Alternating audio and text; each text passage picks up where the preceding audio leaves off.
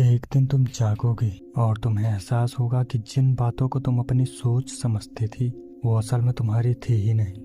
तुम्हें लगता है तुम्हारी सोच तुम्हारी है, लेकिन सच यह है कि तुम्हारे ज़्यादातर बिलीफ तुमने चुने ही नहीं, उन्हें बस तुम्हारे अंदर इंस्टॉल कर दिया गया है। इंसान जब बिलीफ शब्द सुनता है तो उसे लगता है कि ये उसकी अपनी सोच है, उसकी समझ, उसके अनुभव, उसका निष्कर्ष। लेकिन अगर तुम इस प्रोसेस को थोड़ा ध्यान से देखो तो एक अजीब सच्चाई सामने आती है। ज्यादातर बिलीफ्स इंसान खुद डिसाइड नहीं करता, बल्कि वो धीरे धीरे उसके अंदर प्रोग्राम किए जाते हैं। सबसे पहले शुरू होता है परिवार से। मान लो जो एक बच्चा पैदा होता है, उसके पास कोई बिलीफ सिस्टम नहीं होता। उसे नहीं पता कि पैसा क्या है, धर्म क्या है, सही और गलत क्या है। उसका दिमाग सिर्फ ऑब्जर्व करता है। यहीं से पहली प्रोग्रामिंग शुरू होती है। घर में अगर बार बार कहा जाता है कि पैसा कमाना मुश्किल है, सेफ जॉब ही सबसे अच्छा रास्ता है, बहुत बड़ा सोचोगे तो गिर जाओगे, तो ये बातें धीरे धीरे बच्चे के सबकॉन्शियस में जमा होने लगती है। बच्चा इन बातों को एनालाइज नहीं करता, वो बस उन्हें ट्रुथ मानकर एक्सेप्ट कर लेता है। इसके बाद आता है समाज और कल्चर। हर समाज की अपनी एक बिलीफ होती है,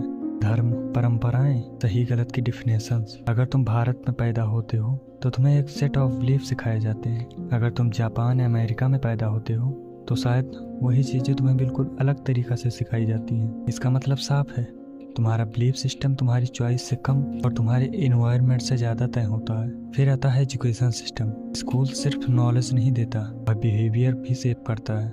बच्चों को सिखाया जाता है रूल्स फॉलो करो, अथॉरिटी को चैलेंज मत करो, सेफ रास्ता चुनो।